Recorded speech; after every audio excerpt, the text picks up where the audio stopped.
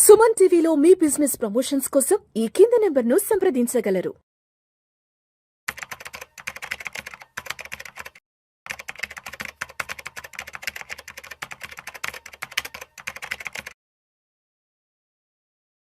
గిరిబాబు గారు నమస్తే సార్. నమస్తే అండి. Welcome to Vishnu talks Giribabu thank గారు. యూ. సో గిరిబాబు గారు, నా ఫ్రెండ్ ఒక అతను ఇందాక వాట్సాప్ స్టేటస్లో ఒక చిన్న కొటేషన్ పెట్టుకున్నాడు, ఫైనాన్స్కి సంబంధించి, ఫైనాన్షియల్ ప్లానింగ్కి సంబంధించి. మీ అదే ఫ్రెండ్ నా ఫ్రెండ్. ఇంట్రెస్టింగ్. బట్ అది ఎందుకో చాలా అట్రాక్ట్గా అనిపించింది, నిజంగా హార్ట్ని టచ్ చేసింది ఆ వాట్సాప్ స్టేటస్లో ఉన్న ఫోటో.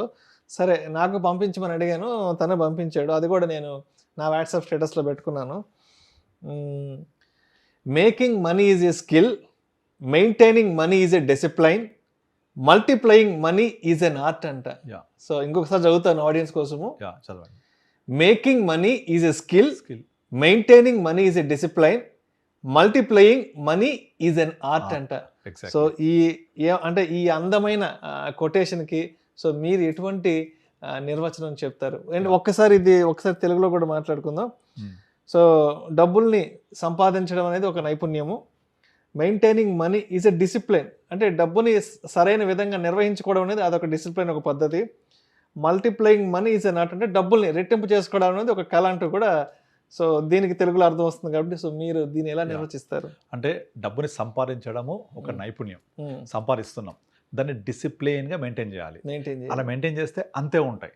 అలా కాకుండా దాన్ని మల్టిప్లై ఎట్లా చేయాలి? మల్టిప్లై చేస్తేనే కదా ఆ సంపాదించిన సంపాదనకి ఒక సంపదగా మారుతుంది. అది మనం సంపాదిస్తున్నాం సంపాదన, అక్కడితో వచ్చిన తర్వాత దాన్ని సంపదగా మార్చాలి.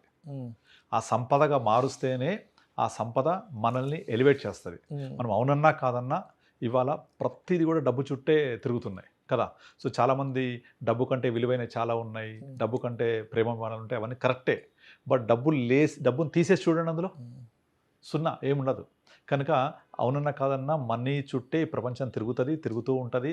మనీ ఏం చేస్తుంది అంటే అమ్మా నాన్న మధ్య గొడవ పెడుతుంది, ఫ్రెండ్స్ మధ్య గొడవ పెడుతుంది, భార్యాభర్తల మధ్య గొడవ పెడుతుంది, బ్రదర్స్ మధ్య గొడవ పెడుతుంది.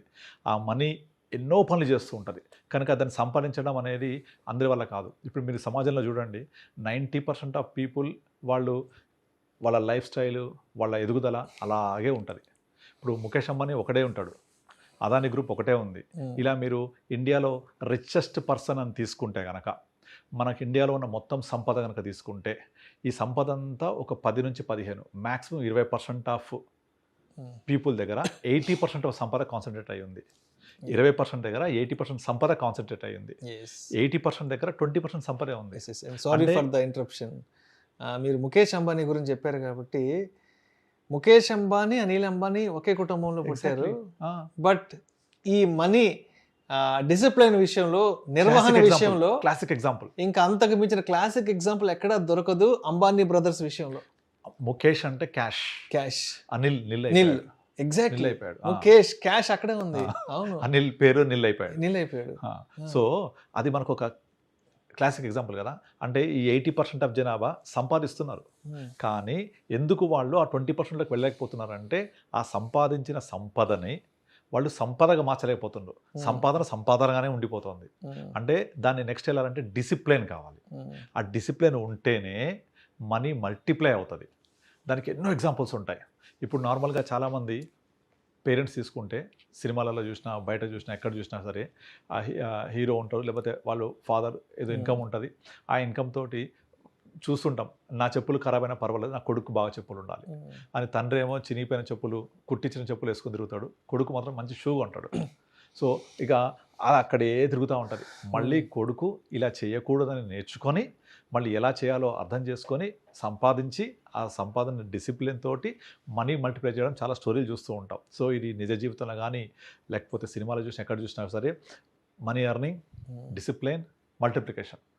ఈ డిసిప్లిన్ లేకపోతే ఏమవుతుందంటే, ఫర్ ఎగ్జాంపుల్ మనము కౌన్ బనేగా కరోడ్పతిలో 5 crores వచ్చింది, సుశీల్ కుమార్ పేరు ఉంది. చాలా సార్లు మనం చాలా వీడియోస్ ఎగ్జాంపుల్ గా మాట్లాడుకున్నాం. 5 crores అనేది మనీ వచ్చింది కదా, అవును. దాన్ని ప్రాపర్గా డిసిప్లిన్గా నిలబెట్టుకోలేకపోయాడు, మల్టిప్లై చేయలేకపోయాడు. ఆ మల్టిప్లై చేయలేకపోవడం వల్ల రోడ్డున పడిపోయాడు మళ్ళీ. అలాగే నేను సెంట్రల్ యూనివర్సిటీలో పీజీ చదివేటప్పుడు మా హాస్టల్లో మెస్ వర్కర్స్ ఉండేవాళ్ళు, గోపనపల్లి గచ్చిబౌలి. అక్కడ మెస్ వర్కర్స్, పాల పోసేవాళ్ళు, వాళ్ళందరికీ కూడా 1960s 50s నుంచి యూనివర్సిటీ చుట్టుపక్కల వాళ్ళు కంచేసుకొని 6 ఎకరం ల్యాండ్స్ ఉండేవి వాళ్ళ సొంతగా తాతల నుంచి కూడా. అవన్నీ 1997, 98 ఆ టైంలో హైటెక్ సిటీ భూమి అవుతున్నప్పుడు ఎకరం 40 లక్షలు, ఎకరం 50 లక్షలకు అమ్మేసుకున్నారు. ఇమాజిన్ 98, 99లో ఎకరం 50 లక్షలు అంటే మంచి రేటా కాదు అది? అసలు సూపర్ రేట్ అది. 50 లక్షలను పలకడానికి ఆ రోజులు భయపడే రోజులు అవి. మనము కోకపేట చూసాం కదా, సంచులతో డబ్బులు పట్టుకుపోయారని. కానీ అలా సంచులతో డబ్బులు పట్టుకుపోయిన వాళ్ళు కానీ, ఇలా కూరగాయలు అమ్ముకునే వాళ్ళు, మా మెస్ వర్కర్స్ కూరగాయలు కోసేవాళ్ళు, మెస్ వర్క్ చేసేవాళ్ళు, వీళ్ళెవ్వరు కూడా ఆ సంపాదించిన ఆ 50 లక్షల్ని ప్రాపర్గా డిసిప్లిన్గా ఇన్వెస్ట్ చేయలేదు, మల్టిప్లై చేయలేదు.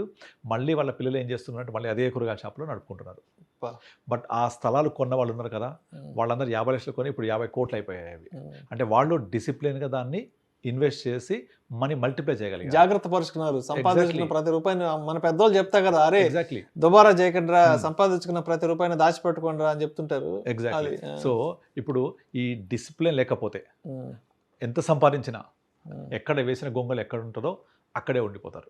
కనుక ఇప్పుడు సపోజ్ నాకు ఒక క్లయింట్ ఉన్నాడు, 3 లక్షల రూపాయలు అనే శాలరీ, జీతం 3 లక్షలు అంటే హైదరాబాద్ ఎంత మంచి శాలరీ, సంవత్సరానికి 36 లక్షలు దగ్గర టేక్ హోమ్ దట్టు. కానీ ఆయనంత టెన్షన్ పార్టీ ఇంకోళ్ళు ఉన్నారు. ఎందుకు అంటే ఆ వచ్చే 3 లక్షల రూపాయల జీతంలో హోమ్ లోన్ 1,70,000 వెళ్ళిపోద్ది, 1,60,000 ఎంతో వెళ్ళిపోతుంది. కార్ లోన్ ఒక 30,000 ఉంది, అక్కడికి 2 లక్షలు అయిపోతాయి. తర్వాత సర్వెంట్ మేడ్కి 8,000 రూపాయలు, ఇంటి మెయింటెనెన్స్ 4,000 రూపాయలు, అపార్ట్మెంట్కి 3,000, 4,000 మెయింటెనెన్స్, పిల్లల స్కూల్ ఫీజులు, ఇవన్నీ అయిపోయింది కదా. రోజువారీ గ్రాసరీస్, పెట్రోలు, తర్వాత ఆయన చిల్లర మరల ఖర్చులు ఉంటాయి కదా, రూపాయి మిగలదు. 10,000 రూపాయలు ఎస్ఐపి చేయడానికి గింజుకుంటాడు. నో బౌన్స్ అయిపోతుంటాయి సిప్పులు అవి, 10,000 రూపాయలు కూడా. మరి ఆయన ఎప్పుడు రిచ్ అవుతాడు? కానీ చూసే వాళ్ళకి ఓయమ్మ నెలకి 3 లక్షలు సంపాదిస్తున్నారు, వాళ్ళ ఊర్లో చెప్పుకుంటారు, అబ్బా పలానా వాళ్ళ అబ్బాయికి 3 లక్షలు అండి, సంవత్సరానికి 30 మంచి సాలరీ కదా 3 లక్షలు నెలకంటే. 3 లక్షలు అంటే మంచి సాలరీ కదా సార్, ఏం సార్ అసలు. కానీ ఎండ్ ఆఫ్ ద మంత్ వచ్చేప్పటికి మళ్ళీ ఫస్ట్ తారీఖు ఎప్పుడు వస్తుందో ఎదురు చూస్తూ ఉంటారు. మీరు ఎప్పుడైతే జీవితంలో ఫస్ట్ తారీఖు కోసం ఎదురు చూడరో, then you are financially well settled.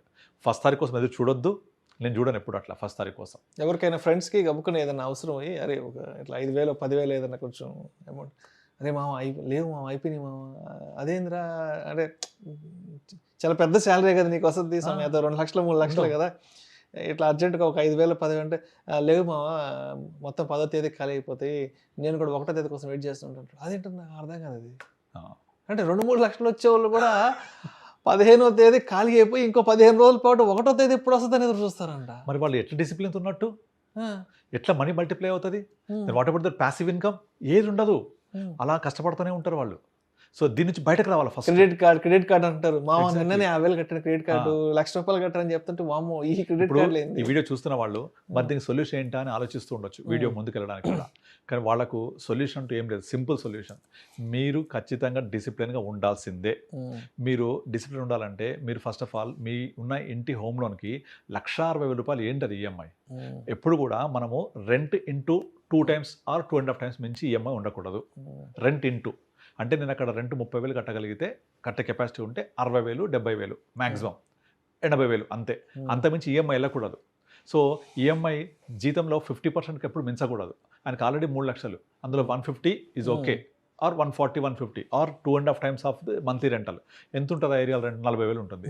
80,000, 1 lakh EMI, అంతమించి ఉండకూడదు. కానీ 1.67 lakh పెట్టుకున్నాడు ఈఎంఐ, ఎందుకంటే స్క్వీజ్ అయిపోయి డబ్బులు అవసరం అయ్యి ఎక్కువ ఈఎంఐ పెట్టేసుకున్నాడు. టెన్యూర్ని ఏదో అడ్జస్ట్ చేసి తగ్గించాల్సింది, చేయలేదు, అలా మొత్తం స్క్వీజ్ అయిపోయాడు. తర్వాత సర్వెంట్ మేడ్కి, పిల్లల స్కూల్ ఫీజు, కొన్ని ఇన్ఎవిటబుల్ ఎక్స్పెన్సెస్ ఉంటాయి, తప్పదు. పిల్లల స్కూల్ ఫీజు మంచి స్కూల్ కావాలంటే కొంచెం కాస్ట్లీ ఉంటాయి ఈ రోజుల్లో. తర్వాత మంచి ఏరియాలో అంటే కాస్ట్లీ ఉంటాయి. మరి ఇవన్నీ నేను ఎలా చేయాలి అంటే ఇక దీనికి ఆన్సర్ లేదు. You have to increase your income or reduce your expenses. అంటే మీ ఆదాయాన్ని పెంచుకోండి. అప్పుడు ఏం చేయాలి?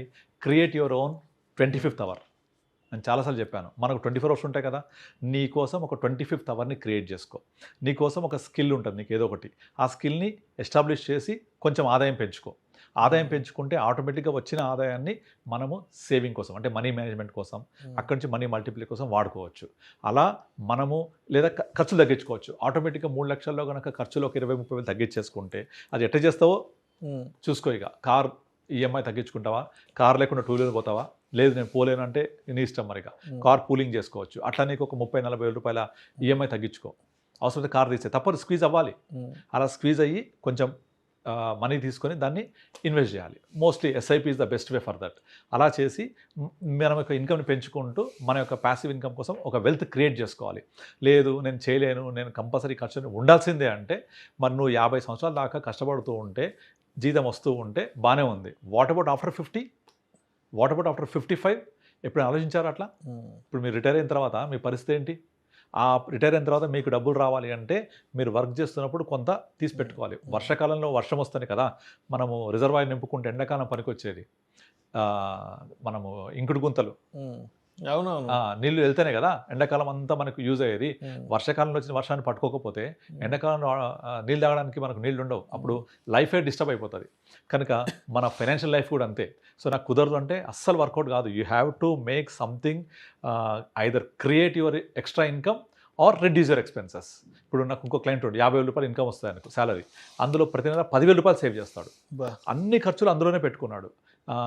రెంట్ ఉంటాడు, నాకు ఇప్పుడు ఇన్కమ్ వద్దు సార్, నాకు హోమ్ లోన్ వద్దు, అవసరం లేదు, ఎందుకంటే 50,000లో నేను హోమ్ లోన్కి వెళ్ళిపోతే సగం డే పోతుంది. నేను 20 సంవత్సరాలు వెనక్కి చూస్తే హోమ్ లోన్ పూర్తయిన ఇల్లు మాత్రమే ఉంటుంది. బట్ 20 ఏళ్ల పాటు నేను కష్టపడాలి, నాకు అది వద్దు, ఈ 10,000 రూపాయలు చాలు నాకు. రేపు పొద్దున ఈ 10,000 రూపాయలతోటి నేను జీతం పెరిగితే ఎస్ఐపి పెంచుకుంటాను, అవసరమైతే నేను 50,000 కొనుక్కుంటా, 55,000 కొనుక్కుంటా. అప్పటికి ఇల్లు వాల్యూ పెరిగినా కూడా అంతకంటే ఎక్కువ వాల్యూ నా ఇన్వెస్ట్మెంట్ పెరుగుద్ది. కనుక దీన్ని పెట్టుకొని సిస్టమాటిక్ విత్డ్రాయల్ ప్లాన్ ద్వారా ఒక లోన్ తీసుకొని నేను ఈఎంఐ కట్టేసుకుంటాను. అలా ప్లాన్ చేసుకోవాలి. అలా ప్లాన్ చేసుకొని 50,000లో సేవ్ చేసుకుంటారే, ఆ సేవ్ చేసుకుంటే నీకు వచ్చే వెల్త్ క్రియేట్ అవుతుంది కదా, అది మీకు ఎంత హ్యాపీనెస్ ఇస్తుంది ఒకసారి గుండె మీద చేసుకొని ఆలోచించండి. ఇప్పుడు నాకు 3 లక్షల శాలరీ వస్తుంది, సడన్గా జాబ్ పోయింది, దాని పరిస్థితి అబ్బో అసలు అన్ఇమాజినబుల్, అసలు ఊహించుకోవడం చాలా దారుణంగా. ఈఎంఐ ఎవరు కట్టాలి, పిల్లల స్కూల్ ఫీజు ఎవరు కట్టాలి, ఇంట్లో మెయింటెనెన్స్ ఎలా, ఏదైనా మెడికల్ ఎమర్జెన్సీ వస్తే ఆ టైంలో హెల్త్ పాలసీ ఉంటుంది అనుకోండి, అది వేరే విషయం. అంటే ఉద్యోగం పోయింది కదా, ఉద్యోగం పోయింది, ఉద్యోగం పోతే లేదు హెల్త్ ప్రాబ్లం వచ్చింది, ఎట్లా? ఉద్యోగం ఉన్నంత సేపు ఓకే హెల్త్ పాలసీ నడుస్తుంది, కంపెనీ వాళ్ళు ఇచ్చిన ఏదో 3 లక్షలు 4 లక్షలు అంటారు. ఎవరికైనా ఫోన్ చేస్తే మంచి no our company already gave 5 lakhs అంటారు. అవును, ఉద్యోగం పోయి రోడ్డును పడ్డ రోజు నీ ఆ ఇన్సూరెన్స్ కంటిన్యూ అవ్వదు కదా. అంతే కదా, నీకు పర్సనల్ హెల్త్ ఇన్సూరెన్స్ ఉంటేనే అది కూడా ఎడిక్వేట్. ఒక 50 లక్షలకు 1 కోటి రూపాయలకు ఉంటే అది ఆ రోజు నీకు తీసుకోవాలి, తప్పకుండా తీసుకోవాలి, మంత్లీ పెట్టుకొని తప్పకుండా తీసుకోవాలి. అలా ప్లాన్ చేసుకుంటేనే మీరు చెప్పిన డెఫినేషన్ ఫుల్ఫిల్ అవుతుంది. సంపాదించి డిసిప్లిన్గా పెట్టుకొని మనీ మల్టిప్లై చేయాలి అంటే ఏం చేయాలి? వచ్చిన ఆదాయాన్ని ఏదో ఒక రూపంలో కొంత సేవ్ చేయాలి. ఒక థంబ్ రూల్ దీనికి, 85% or 80% is for the day, 20% is for tomorrow. Tomorrow definitely will come, tomorrow never comes అంటే కుదరదు. Tomorrow will come, you will get retire అయిపోయిన తర్వాత మీకు ప్యాసివ్ ఇన్కమ్ కావాలి. ఆ ప్యాసివ్ ఇన్కమ్ కావాలి అంటే ఇప్పటి నుంచి 20 రూపాయలు పక్కన పెడుతూ ఉండండి, దట్స్ ఆల్, అంతే. సో మొత్తానికి చాలా మంచి నిర్వచనం ఇచ్చారు. మీ అనుభవాన్ని మొత్తం క్రోడీకరించి ఎంతోమంది క్లయింట్స్తో మాట్లాడుతుంటారు. ఎప్పటికప్పుడు వాళ్ళకి సంబంధించినటువంటి ఆర్థిక అవసరాలకు సంబంధించిన విషయాలు మీరు ఎంతో మాట్లాడుతుంటారు. కాబట్టి నిజంగా making money is a skill, maintaining money is an discipline and multiplying money is an art అనే దానికి చాలా చక్కగా మీదైన స్టైల్లో చాలా చక్కగా తెలియజేసి thank you so much Giribabu. Thank you అండి.